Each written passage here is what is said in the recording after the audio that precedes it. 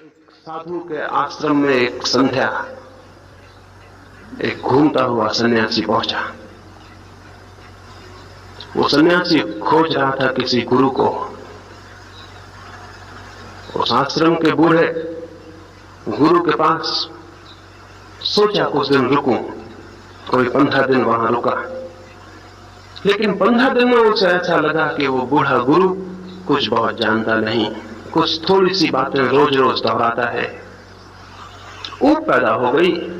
इतनी सी थोड़ी सी बातें थी, उन्हीं को रोज रोज सुनने का क्या प्रयोजन था। एक दिन उसने सोचा कि और कहीं खोजूं और कहीं जाऊं। जिस रात आश्रम छोड़ने को था उसी रात एक और युवक सन्यासी उस आश्रम में पहुंचा। उस रात उस आश्रम के अंतेवासी इकट्ठे हुए और वो जो नया सन्यासी उसी संध्या पहुंचा था, उसने कुछ ऐसी वेदांत की बारीक और सूक्ष्म चर्चा की कि वे सभी आश्रम के अंतेवासी बहुत बहुत प्रभावित हुए। वो युवक जो उस दिन आश्रम छोड़ने को था, उसने भी सोचा कि गुरु हो तो ऐसा हो। कितनी बारीक, कितनी सूक्ष्म, एक एक शब्द की कितनी गहराइयां उस व्यक्ति ने प्रकट की थी। उस युवक के मन में लगा कि आज इस बूढ़े गुरु के मन में कितनी ईर्ष्या न जलती होगी, कितना मन में जलन नहीं होती होगी। ये तो कुछ भी नहीं जानता है, और ये युवा सन्यासी जो आज आया है कितना जानता है। बात पूरी हुई, कोई 2 घंटे तक चर्चा चली। उस आगंतुक सन्यासी ने, जिसने ये सारी चर्चा की थी, 2 घंटे के बाद सिर उठा के देखा कि लोगों पर क्या प्रभाव पड़ा। उसने उस बूढ़े से पूछा कि आपको कैसा लगा मैंने जो कहा। उस बूढ़े ने जो कहा वो बहुत समझने जैसा है। उसने कहा कि मेरे मित्र, मैं 2 घंटे से सांस साधे हुए तुम्हें सुनता हूं कि तुम कुछ बोलो, लेकिन तुम तो कुछ बोलते ही नहीं। सन्यासी ने कहा, आप क्या कहते हैं, मैं कुछ बोलता नहीं तो कौन बोलता था 2 घंटे तक? आप पागल तो नहीं है? उस बूढ़े ने कहा, मैंने बहुत समझने की कोशिश की। तुम्हारे भीतर से उपनिषद बोलते हैं, गीता बोलती है, लेकिन तुम नहीं बोलते। इसलिए मैं कहता हूं कि 2 घंटे मैंने सुना, तुम तो बोलते नहीं। शास्त्र बोलते हैं, सिद्धांत बोलते हैं, शब्द बोलते हैं, तुम नहीं बोलते। ये 2 घंटे में तुमने जो भी कहा, इसमें से क्या तुम्हारा है, उसे मैं समझूंगा कि तुमने बोला। तुम मुझे दोहरा दो कि क्या तुम्हारा है, और अगर इसमें से कुछ भी तुम्हारा नहीं है तो मैं कैसे मानूं कि तुम बोले?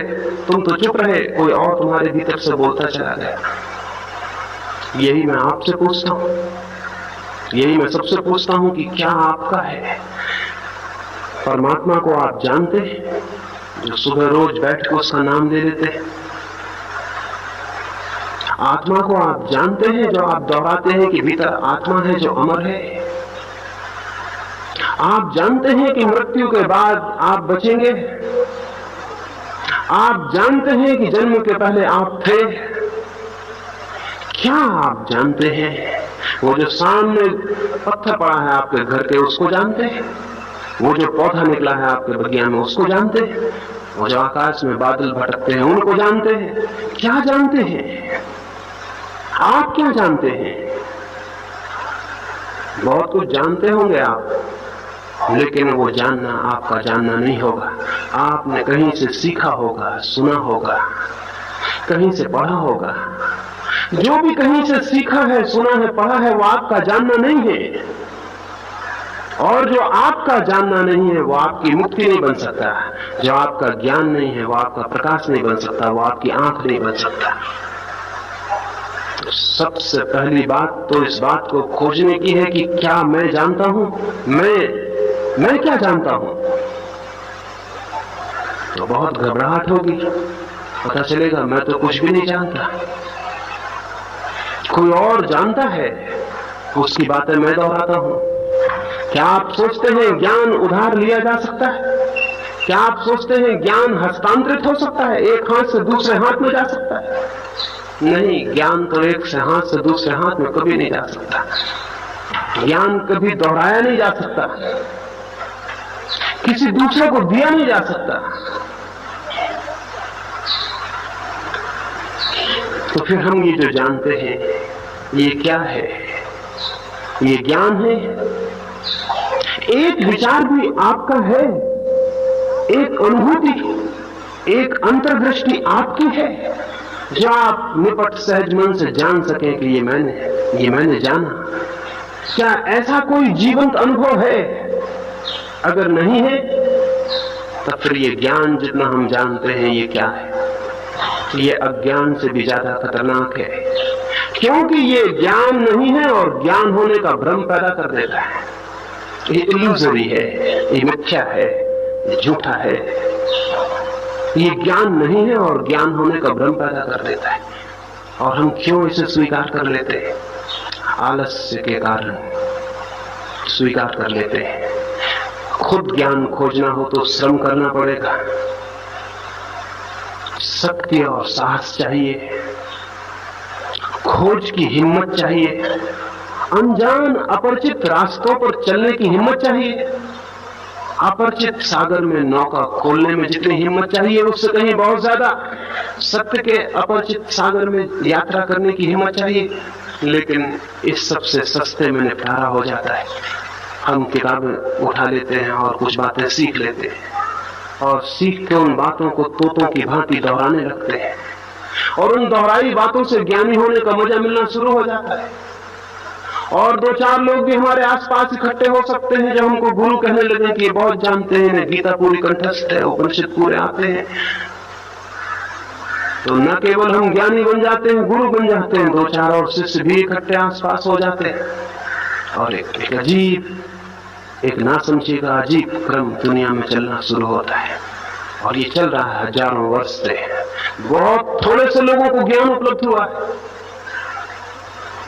और उसका कारण ये नहीं है कि ज्ञान उपलब्ध होना कोई बहुत दुरूह और कठिन बात है। उसका कारण केवल इतना है कि हम सब्स्टिट्यूट नॉलेज से तृप्त हो जाते हैं, पूरक ज्ञान से तृप्त हो जाते हैं। कोई आदमी पानी की खोज में जाए और रास्ते में नकली पानी मिल जाए, कोई आदमी फूल की खोज में जाए और रास्ते में कागज के फूल मिल जाए और खरीद के घर आ जाए। ऐसे हमने कागजी ज्ञान को इकट्ठा कर लिया है, फूल सजा लिए हैं और इन फूलों से तृप्त होकर बैठ गए, इसलिए ज्ञान उत्पन्न नहीं होता। अज्ञान बाधा नहीं है ज्ञान के आने में, स्मरण रखिए।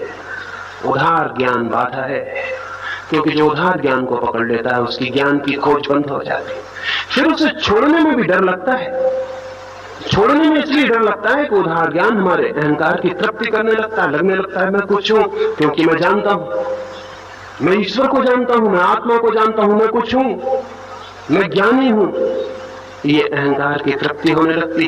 फिर अगर कोई कहे कि झूठा है तो प्राण बड़े संकट में पड़ते हैं कि इसे कैसे छोड़ दूं, इसे छोड़ दूंगा तो फिर निपट अज्ञानी रह जाऊंगा, जो कि है, जो कि असलियत में मैं हूं। लेकिन छोड़ने में डर लगता है, भय लगता है और फिर ये भय बाधा बन जाती और तब हमारी खोज हमेशा के लिए बंद हो जाती है। ज्ञान का किनारा छोड़ना पड़ता है, दूसरों के ज्ञान का किनारा छोड़ना पड़ता है, जिसे अपने ज्ञान की खोज में जाना हो। एक छोटी सी कहानी कहूं। एक रात कुछ मित्र एक मधुशाला में गए और उन्होंने शराब पी ली। पूर्णिमा की रात थी। फिर वे बाहर निकले, उन्होंने आकाश की तरफ देखा, नशे में भरे हुए थे। रात तो वैसे ही बहुत सुंदर थी, नशे में और भी सुंदर दिखाई पड़ने लगी। और उन सबने सोचा कि चलो नदी के किनारे चलें और नौका पर यात्रा करें। वे नदी के किनारे गए, उन्होंने एक नौका पर सवारी की, पतवारें उठाई और यात्रा शुरू कर दी। कोई आधी रात होगी, फिर सुबह की ठंडी हवाएं चलने लगी, तब उनका होश थोड़ा वापस लौटा। ठंडी हवाओं के झोंकों ने नशा कुछ कम किया।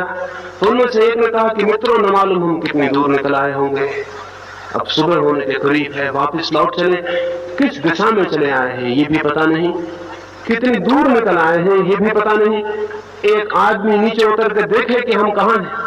एक व्यक्ति नीचे उतरा और उसने कहा कि तुम बिल्कुल मत घबराओ, हम वही हैं जहां हम रात थे। वो नौका वहीं खड़ी थी, वो जंजीर खोलना भूल गए थे, वो किनारे से बंधी थी। रात भर उन्होंने पतवार चलाई, रात भर, और ये सोचते रहे कि कहीं पहुंच गए होंगे दूर। लेकिन सुबह उन्होंने वहीं पाया जहां वो थे। एक बुनियादी बात भूल गए नाव पर बैठे, ये भी ठीक था, पतवार उठाई ये भी ठीक था, पतवार चलाई ये भी ठीक था, लेकिन सबसे पहले जरूरी था कि नौका कहीं बंधी तो नहीं है। अगर नौका बंधी है तो सब व्यर्थ हो जाएगा। मृत्यु के करीब पहुंच के आदमी पाता है, जब मृत्यु की ठंडी हवाएं लगनी शुरू होती हैं और नशा थोड़ा उखड़ता है, तब पता चलता है उतर के तो देख ले कि कहीं पहुंचे या नहीं। और अधिक लोग वहीं पाते हैं जहां जन्म के साथ उन्होंने पाया था। नौका वहीं खड़ी रह जाती। जंजीर खोलना हमने कभी ख्याल में नहीं रहा कि जंजीर भी खोलनी जरूरी थी।